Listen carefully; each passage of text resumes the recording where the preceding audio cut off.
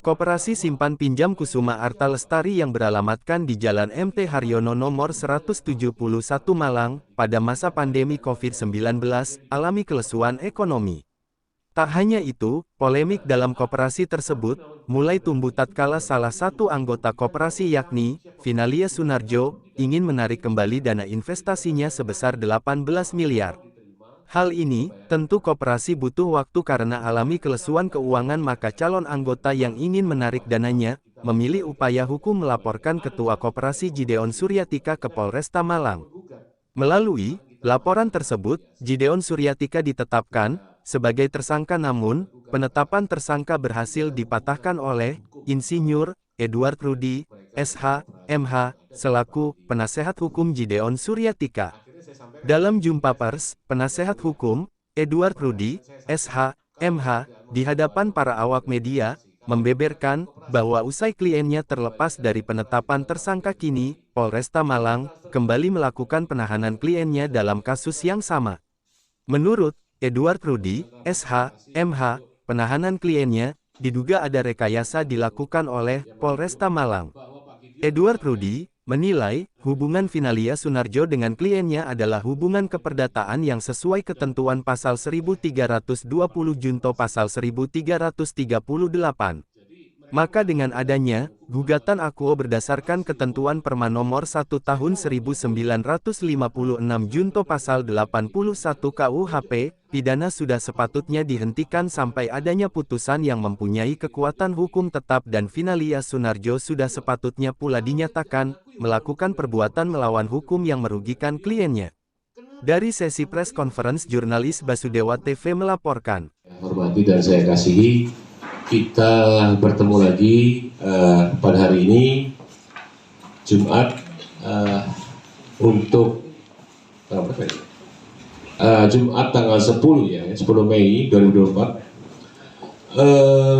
Pertama-tama saya ingin mengucapkan terima kasih kepada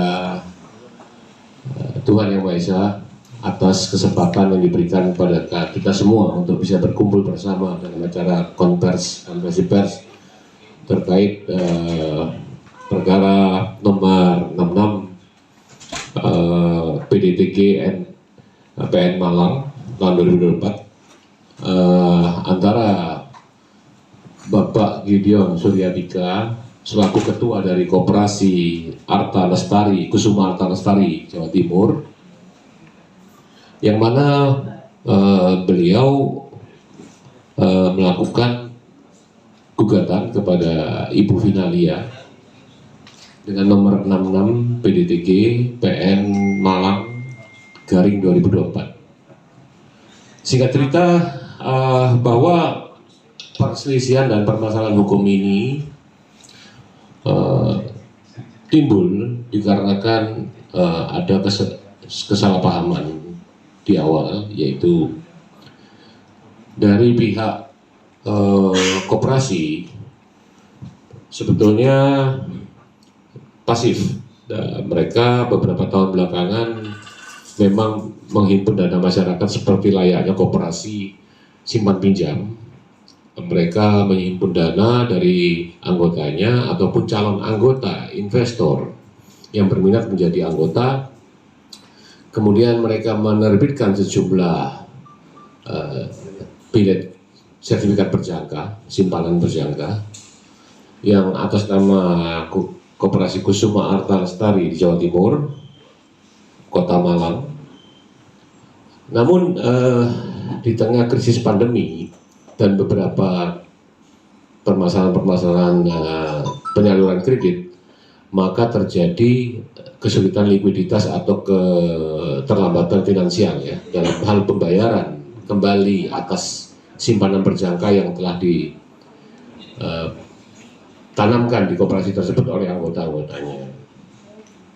Hampir dari sekian ratus anggota, mereka itu memahami situasionalnya saat itu karena ada pandemi dan beberapa penyaluran yang mengalami kemacetan dalam pengembalian, sehingga mereka memberikan ruang dan waktu kepada koperasi untuk mengembalikan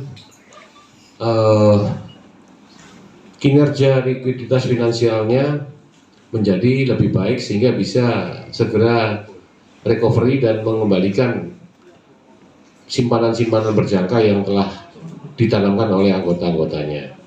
Singkat cerita, bahwa di sekitar tahun 2018 sampai 2020 ada seorang calon anggota bernama Ibu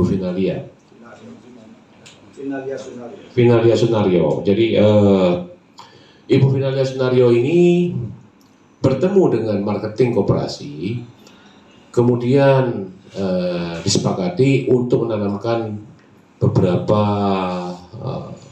modal atau investasi sebesar 18 miliar total akumulasi semuanya.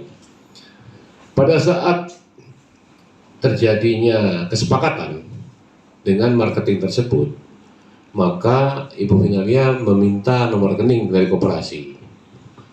Sesuai dengan Undang-Undang Koperasi tahun mulai dari tahun Juni 2023 itu baru bisa menggunakan rekening Badan Hukum Koperasi.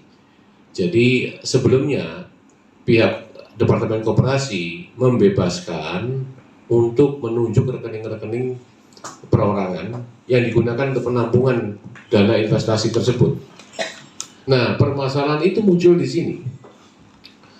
Ibu Finalia Sunario ini, beliau tentunya dengan itikat baik juga ingin mendapatkan sebuah keuntungan pengembalian return investmentnya, yaitu 0, sekian persen tiap bulan, ditambah dengan berbagai macam ya tentunya harapan agar beliau bisa menikmati hari tuanya ya. Nah, di saat pandemi terjadi, pihak koperasi pun tentunya mereka mengelola keuangan tersebut untuk kepentingan seluruh anggota, artinya melakukan penyaluran kredit kepada beberapa kreditur ataupun anggota yang mana telah dilakukan untuk mendapatkan return of investment, artinya keuntungan buat koperasi yang bisa dibagikan ke seluruh anggota koperasi tersebut. Singkat cerita, apa yang diharapkan oleh pihak koperasi Kusuma Arta Lestari tersebut tidak sesuai harapan, karena kreditur yang telah meminjam atau memakai dana dari koperasi tersebut mengalami berbagai macam hal kesulitan pengembalian, baik itu perusahaannya bangkrut ataupun segmen marketnya sudah mulai menurun, kemudian kredibilitas berbagai macam perusahaannya juga banyak yang jatuh, kolaps dan tutup, sehingga keuangan koperasi ini turut terganggu. Nah, begitu terjadi hal tersebut, artinya kesulitan likuiditas ya secara umum terhadap koperasi tersebut, ada beberapa anggota, ya saya sebutkan saja di sini Ibu Finalia Sunario, yang notabene dia hanya perorangan, ingin meminta secara egosentris agar punyanya dia dikembalikan terlebih dahulu. Tentunya hal ini sangat bertentangan dengan azas koperasi yang dari anggota untuk anggota secara keseluruhan, sehingga oleh ketua koperasi disarankan untuk menanti agar semua anggota juga mendapat hak yang sama pengembaliannya, sambil diupayakan pengembalian penyaluran dana kredit yang di beberapa tempat itu ditarik kembali oleh koperasi. Beberapa upaya yang dilakukan oleh koperasi melalui ketuanya, yaitu Pak Gideon Suryatika, antara lain adalah melakukan upaya penagihan dan pelaporan terhadap beberapa kreditur yang macet tersebut. Saya punya beberapa dokumennya, termasuk laporan di Polda Jawa Barat sebesar 170 miliar, kemudian di Polda Jatim 70 miliar, dan beberapa Polres. Upaya-upaya yang dilakukan oleh ketua ini adalah upaya dari beliau agar mengembalikan krisis finansial yang dialami oleh koperasi tersebut. Dan sejurus dengan itu, dari pihak Ibu Finalia Sunario tetap ingin dikedepankan terlebih dahulu pembayaran terhadap dirinya. Permasalahan hukum berawal saat Ibu Finalia melaporkan ini di kepolisian, Polresta Kota Malang. Saat beliau melapor sekitar tahun lalu 2023, Pak Gideon selalu sebagai ketua proaktif. Beliau selalu menghadiri pemeriksaan mulai dari tahap penyelidikan, sidik, kemudian selanjutnya dan selanjutnya. Yang kami sesalkan di sini, dan tentunya bukan pendapat kami pribadi ya, melalui evaluasi dari beberapa ahli hukum dan lain sebagainya, saat pemeriksaan Pak Gideon ini sebagai ketua, dia menyampaikan beberapa jawaban-jawaban yang mana jawaban itu diabaikan oleh oknum ya, saya ngomong oknum penyidik Polresta Malang. Di antaranya saat dia Koperasi menjelaskan Simpan bahwa Pinjam penyaluran Kusuma kredit Arta itu Lestari yang beralamatkan di Jalan MT Haryono juga nomor diberikan kepada beberapa 171 tempat, Malang, pada masa dan beberapa pandemi tempat itu ada COVID-19, wajah. Itu alami tidak kelesuan menjadi suatu ekonomi.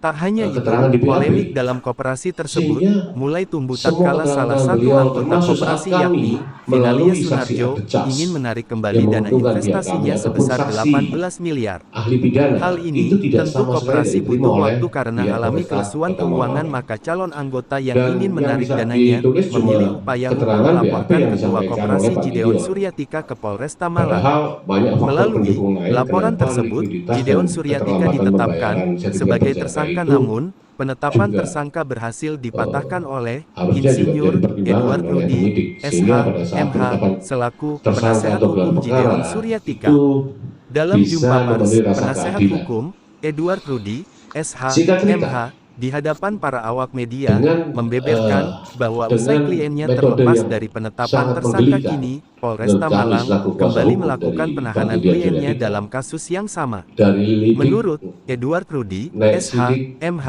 penahanan lalu kliennya ditetapkanlah diduga sebagai ada tersangka. rekayasa dilakukan oleh 1 Polresta Maret Malang. diperiksa, Edward Rudi 2023, menilai hubungan 1 Finalia Maret Sunarjo 2024, dengan kliennya ya. adalah hubungan Awalnya dari keperdataan yang Desember, sesuai ketentuan 1 pasal Maret 2024, singkat 1320 cerita junto pasal ditetapkan sebagai tersangka. Hari itu juga 1338. dipanggil, Maka dengan adanya diperiksa, gugatan akuo ditahan, berdasarkan ketentuan ditangkap. Perma nomor 1 Dalam tahun 1 hari itu surat itu baru dibuat dan 1956 langsung junto ditahan. pasal 81 Hal ini sangat KUHP menggelikan pidana sudah bagi kami sepatutnya sebagai kuasa dihentikan hukum. sampai adanya putusan yang Berbeda mempunyai sekali kekuatan dengan hukum tetap, dan perkara-perkara yang Finalia lain yang Sunarjo kita sudah laporkan di sepatutnya Jawa pula Barat, di dinyatakan Jawa Timur, melakukan maupun di perbuatan Polresta melawan Malang. hukum Pak yang Gideon merugikan selaku kliennya. ketua melaporkan Dari sesi press conference, jurnalis Basudewa TV yang melaporkan. nakal. Tetapi tidak ada respon positif, bahkan sengaja ada yang di SP3, ada yang tidak memenuhi unsur cukup bukti, sampai sekarang masih menggantung. Tetapi saat seorang Ibu Finalia ini melapor bersama kuasa hukumnya, begitu cepat respon dari pihak Polresta Malang melalui Bapak Kapolres dan Pak Kasat tentunya, sepertinya ya dalam tanda kutip mereka ini sebagai debt kolektornya Ibu Finalia. Kenapa saya mengatakan demikian? Nanti akan saya jelaskan. Singkat cerita, perkara perdata ini berkembang menjadi pidana. Pak Gideon ditetapkan sebagai tersangka. Kemudian kami selaku tim kuasa hukum di Surabaya mendapat berita ditunjuk sebagai kuasa hukum gabungan ya, dengan beberapa pengacara di Malang. Kami menganalisa bahwa ada hal prematur yang dilakukan oleh Polresta Malang, yaitu tanggal 1 Maret mereka menetapkan Pak Gideon sebagai tersangka dengan 2 alat bukti permulaan yang cukup menurut mereka. Nah, yang saya pertanyakan dan menggelikan di sini, sempat saya berdiskusi dengan rekan yang mendampingi di Polresta Malang, yaitu Bapak Teguh. Kenapa penetapan tersangka itu terjadi dan langsung ditahan? Kalaupun itu memang diduga, tidak serta-merta dia bisa menahan. Alasannya apa? Yaitu tidak dilakukan audit forensik atas rekening Pak Gideon. Audit forensik terhadap rekening keluar masuknya Pak Gideon itu harus dilakukan terlebih dahulu untuk membuktikan bahwa benar tidaknya ada lalu lintas keuangan yang digelapkan atau lalu lintas keuangan tidak benar. Ini kami buktikan, nanti berikutnya akan kami buktikan. Jadi tanggal 1 Maret ditetapkan tersangka, diperiksa, ditahan. Tanggal 8 Maret kami meminta penangguhan. Dibebaskanlah beliau. Setelah dibebaskan, beliau kan ingin mengajukan BAP tambahan terkait dengan saksi atau cas yang akan kami ajukan, saksi ahli pidana, saksi ahli koperasi, kemudian saksi-saksi dari bendahara dan lain sebagainya. Karena ditolak, beliau juga melakukan upaya lain, yaitu menggugat perdata terhadap Ibu Finalia. Termasuk turut tergugatnya adalah Polresta Malang. Nah, di sinilah permasalahan timbul. Jadi oknum Polresta Malang ada yang tidak suka, dendam dan sebagainya. Dia dipanggil lagi sebagai tersangka, disuruh menunjukkan rekening korannya agar bisa diperiksa oleh pihak Polresta Malang. Hal ini sangat menggelikan menurut kami. Kenapa hal itu baru dilakukan setelah dia ditetapkan tersangka, ditahan 8 hari, kemudian ditangguhkan, baru diminta rekening korannya? Harusnya kan sebelum ditetapkan tersangka, Polresta Malang jeli, dia mengaudit dulu rekening koran tersebut. Baru bila mana ada penyelewengan penggunaan uang itu, baru boleh dia menetapkan tersangka. Artinya ada kesalahan prematur di sini. Nah, inilah yang kami gunakan sebagai dalil, sehingga kami berdiskusi dengan pihak kejaksaan. Kami menyampaikan ini sebenarnya sangat berat, karena Polresta Malang adalah mitra kerja kami ya, tentunya ya. Pihak kejaksaan akhirnya berpendapat sama dengan kami. Mereka menolak dan melakukan P17, P18, dan terakhir P19. Akhirnya dibebaskanlah Gideon. Klien kami dibebaskan, tetapi yang lucunya lagi sekarang muncul SPDP, yaitu bahwa klien kami dilakukan melakukan TPPU.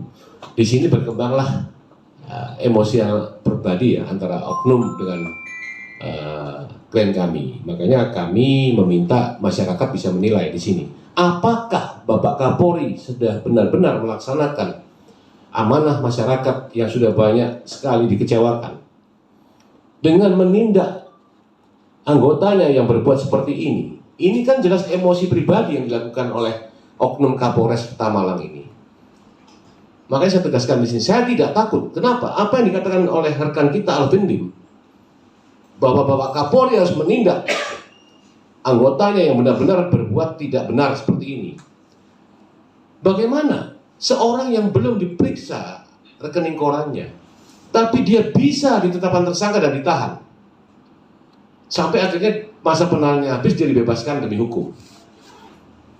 Lalu bagaimana seorang Kapolresta Malang bisa melakukan hal ini? Itu yang menggelikan di situ. Seolah-olah beliau minta uang ini dibayar semua pada saat itu bulan Ramadan dan mau menjelang hari raya. Sementara Pak Gideon sedang sakit di rumah sakit, digeret, dibawa, dipaksa untuk hadir. Dia serahkan surat dokter, dikatakan tidak ada tidak ada ampun. Kamu itu bodoh. Saya tahu itu. Kamu itu bodoh. Saya bebaskan, saya tangguhkan kamu, tetapi kamu malah gugat perdata. Jadi klien pun siap bersaksi di sini. Siap bersaksi dia. Cuma klien saya sekarang lagi depresi, sekarang kena sakit tipes, kena vertigo, sedang berobat, sedang opname. Dia akan hadir saat nanti kami melakukan pra-peradilan. Sengaja kami tidak melakukan pra-peradilan terlebih dahulu. Kami menunggu dari reaksi dari Polresta Malang. Kenapa? Karena klien kami kan juga sakit, tentunya dia tidak bisa hadir di PN. Menjelang nanti beliau sudah recovery atau sembuh, maka kami akan menghadirkan untuk melakukan gugatan pra-peradilan kepada Polresta Malang maupun pihak kepolisian. Sebenarnya tujuan kami siang ini hanya ingin meluruskan masalah bahwa rekan-rekan mungkin bisa sependapat dengan kami, bisa juga bertolak belakang. Karena penetapan tersangka itu kan tidak main-main dan harus melalui berbagai macam tahapan yang benar-benar harus diuji terlebih dahulu apakah yang bersangkutan benar-benar telah melakukan tindak pidana atau tidak. Mereka mendalilkan juga Kenapa kok pakai rekening pribadi saat pengiriman uang? Mereka lupa bahwa selama ini koperasi tidak diberikan kewenangan untuk membuka rekening sesuai badan hukum di bank. Kenapa? Sejak Juli 2023 baru boleh. Artinya sebelumnya kita anggap bahwa ini masa sebelum 2023, saat finalia menaruh, dia harus menaruh di rekening yang ditunjuk koperasi melalui 5 rekening pribadi dari anggotanya yang dibuat penampungan.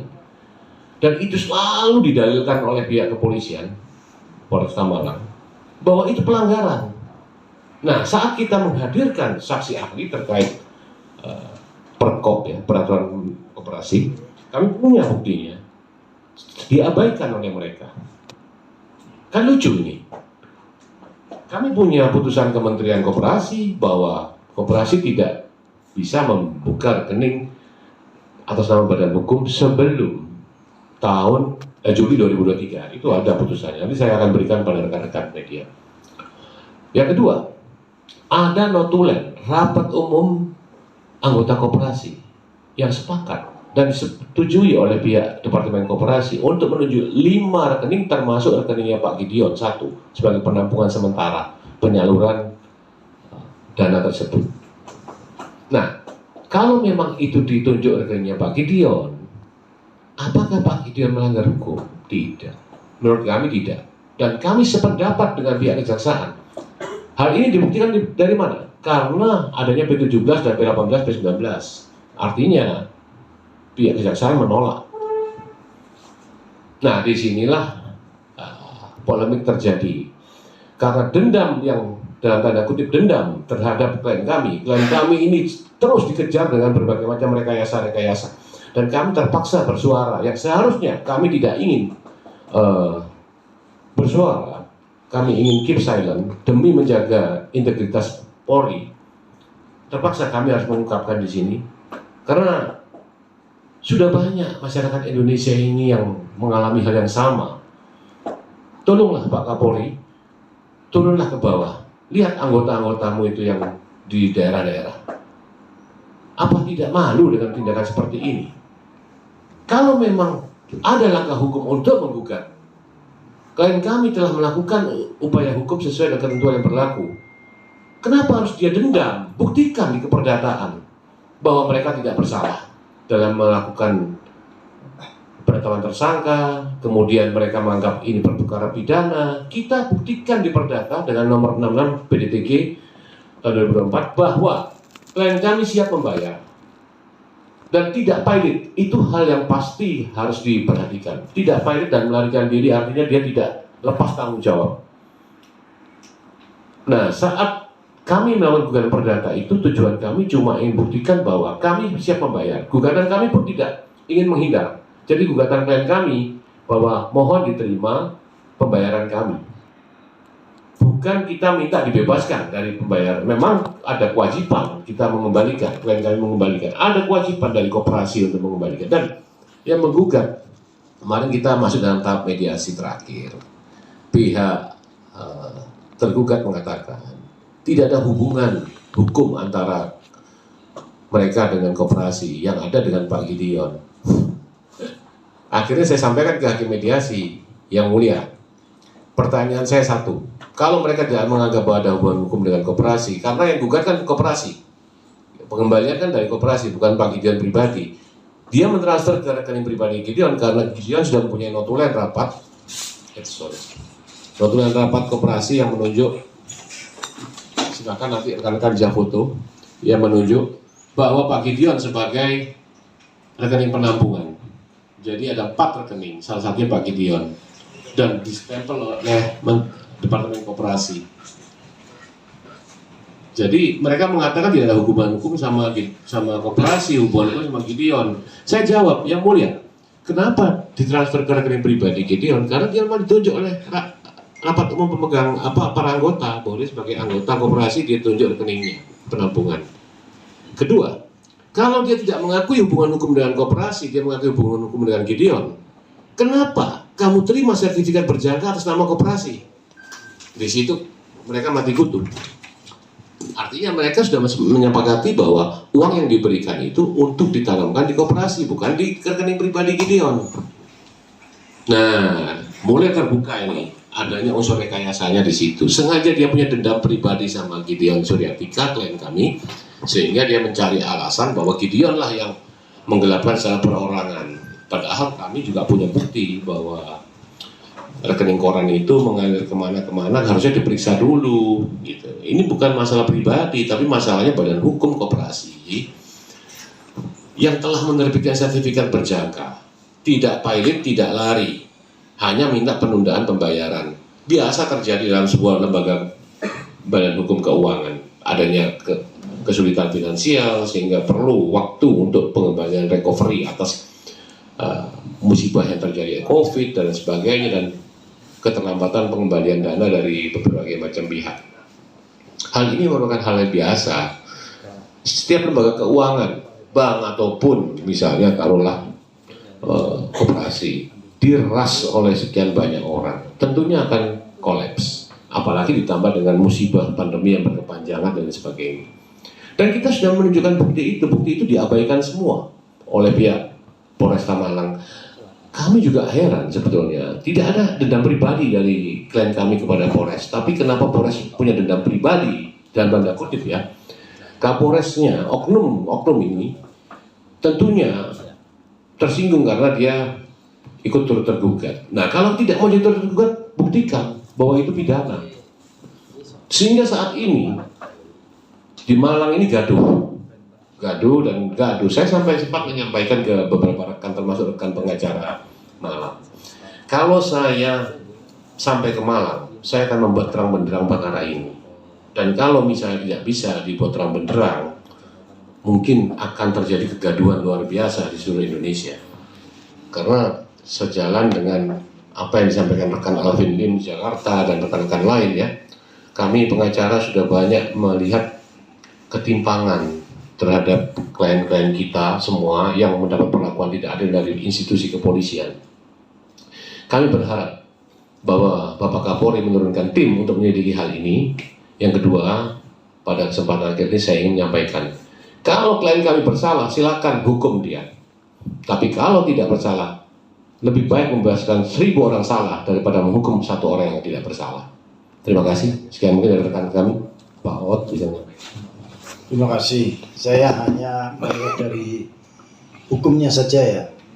Antara Finalia dengan koperasi itu sudah adalah sepakat menanamkan uangnya pada koperasi. Memang transfernya kepada rekeningnya Gideon yang sudah disepakati oleh koperasi. Sehingga kata sepakatnya si Finalia ini menanamkan uangnya pada koperasi. Sedangkan Finalia tiap bulan sudah menerima bunganya. Dan ada biliet yang sudah jatuh tempo pun 2 biliet. Bukan uangnya diminta, malah digabungkan menjadi 1 biliet untuk diperpanjang. Jadi kesepakatan antara Finalia dengan koperasi ini tentunya mesti dipahami. Dia jelas menerima uang bunga-bunganya.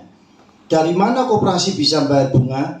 Tentunya uang yang ada di koperasi juga dipinjamkan pada kreditur-kreditur, debitur yang lain. Jadi uangnya itu bukan pada Gideon pribadi, tapi juga dipinjamkan supaya dapat bunga. Bunganya juga bayar untuk Finalia. Jadi sisi hukumnya seperti itu. Kenapa harus digugat perdata? Agar supaya Kapolres kita tarik sebagai para pihak itu tahu, bukan dari kacamata dia sendiri, bahwa ini adalah pidana tanpa audit, tanpa mengetahui ranah uang itu kemana. Sehingga nanti kita bisa buktikan, kita sampaikan di pada waktu penyidikan tidak dihiraukan. Makanya kita tarik di dalam ranah pidana. Di ranah pidana tentu perdata tentunya akan kelihatan apa sih yang disampaikan oleh Finalia, kita jawab. Apa kata Kapolres ketika kita gugat seperti itu? Jawabannya apa? Sehingga kita bisa buktikan bahwa ini loh uangnya masuk di sini, uangnya larinya ke sini. Bukan karena kita menghadap penyidik terus apa yang kita sampaikan salah semua, ya enggak begitu. Yang perlu dicatat sama penyidik bahwa putusan pidana itu bisa terbukti bahwa terbukti uangnya Finalia masuk dan itu bisa dihukum kalau terbukti. Kalau tidak terbukti ya pasti bebas. Tapi yang ketiga, terbukti uang Finalia masuk tapi bukan perkara pidana. Ini yang penting harus diketahui. Ada kata sepakat perdata di sana. Jadi ini yang saya sampaikan dari sisi hukum perdatanya maupun sisi hukum pidananya, agar supaya penyidik itu tidak dengan kacamata kuda bahwa uangnya orang tidak dikembalikan, penggelapan, penipuan, tidak begitu. Makanya harus ada auditnya, uangnya kemana? Uang buktinya Finalia penerima uangnya, bunganya, kan gitu ya. Untuk itu Pak Rudi cukup dari sisi hukumnya Pak Rudi. Oke, terima kasih. Saya ingin menambahkan sedikit saja. Jadi rekan-rekan yang terhormat, tujuan kami hanya ingin membuat terang benderang perkara ini agar kita pihak kepolisian tidak salah menghukum orang yang tidak bersalah. Tentunya kalau kita mengatakan klien kami bertanggung jawab terhadap dana para anggota, betul. Tahun 2022 dia baru jadi ketua loh. Saat semua tidak bertanggung jawab, dia pasang badan untuk menjadi ketua. Di sini sudah terlihat itikat baiknya, mensreanya sudah jelas. Bukannya dia lari karena melihat keuangan yang sudah hancur di macet di Jawa Barat, macet di Polda Jatim, sekian ratus miliar, tetapi dia malah pasang badan jadi ketua. Semula dia bendahara. Dan yang ketiga, yang saya perlu sampaikan pada rekan-rekan, unsur 378, 372 itu bujuk rayu, oke? Yang melakukan bujuk rayu itu dia atau marketingnya. Ini yang sempat kami gelar kejaksaan. Kita ambil suatu perumpamaan. Seandainya marketing yang melakukan bujuk rayu, kenapa dia bertanggung jawab? Mau saat dia bendahara.